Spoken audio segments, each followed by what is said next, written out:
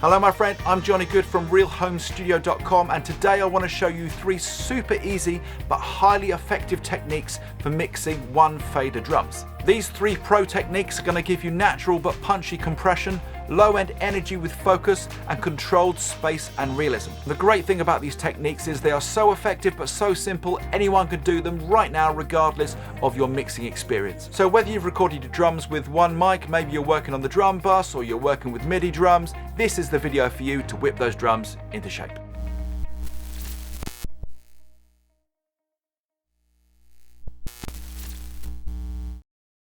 Okay, so first up we're going to look at adding low-end energy and focus to our one fader drums, as well as bringing in a little bit of sizzly air as well, bringing out some of the hats and the cymbals just a little bit too with this Pultec EQ.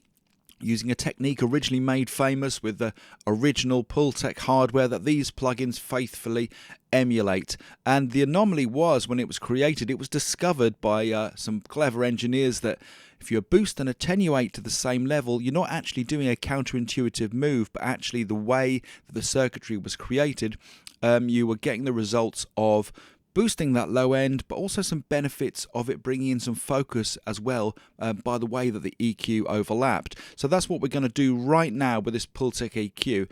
Now this one's from Black Rooster. There is also a really neat free one if you don't want to be spending any money on plugins right now, called Rare from Analog Obsession. That's well worth checking out. So let's dial in our Pultec EQ. First off by boosting at 100 Hertz. You can hear that low end boost now. Now I'm going to bring in the attenuation. And it just brings everything back in and more focused, adding that Pultec punch. Take a listen with it off. Really listen to that snare. Back in. What a difference. Now I'm going to use the Pultec EQ as well to bring in a little bit of sizzle of those hats at around 8K.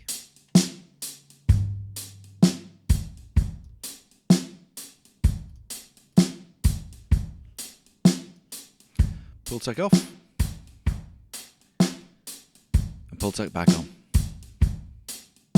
Okay, so next up we're going to be bringing in some natural but punchy in-your-face compression for our drums. For that we're going to use the technique of parallel processing. We're going to create a new bus and we're going to add a send from our drum track to that new bus. I've called it Drum Crush and I've dropped in a compressor.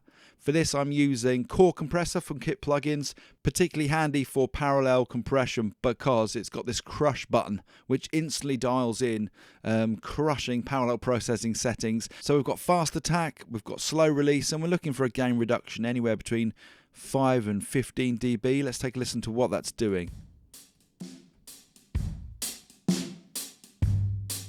So you can really hear that compressor really kicking in. On its own, it sounds pretty unnatural, but the benefit of parallel processing, of course, is that we can just blend it in with our natural sound so we can balance the two. So let's bring in our drums and take out our drum crush for now, and we're going to blend it in.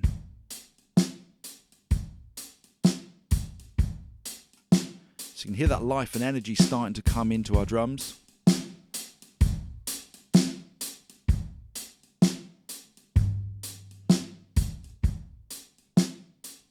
Without and with. And finally, we're going to take a look at bringing in some space and realism onto our one fader drums. We could, of course, just drop on a reverb plugin onto our drum track, but the advantage of creating an aux or effects bus, as it's known here in Studio One, is that you can play around with that reverb and you can apply some effects. You can tune it with EQ, you can bring in compression on your reverb, you can saturate your reverb, so you can do whatever you need to do to sweeten that reverb up on the drums. Today we're going to look at bringing in a reverb and we're just going to tune it so we sweeten it up for that drum set. So let's take a listen to what we've got here.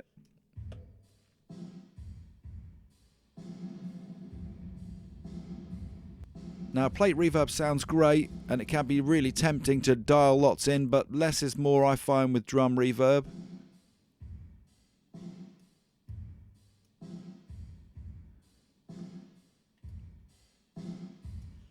Let's take a listen with the drums.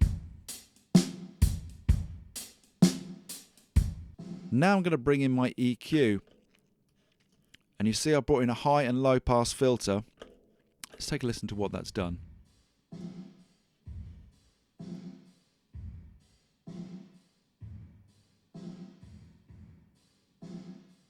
So bringing that high pass filter up around 200 Hertz has really helped to get rid of quite a lot of that low end kick, where we want to keep the focus down there on the kick. It's the same thing with a lot of the sparkle. We don't want that to turn into harshness on our reverb for our hats and cymbals.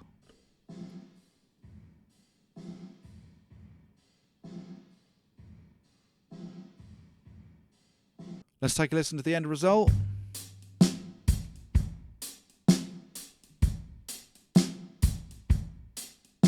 So there's 3 very easy but very effective techniques which you can employ right now on one fader drums to get low end energy but focus, natural but punchy compression, and controlled space and realism. My name's Johnny Good for realhomestudio.com. See you next time around.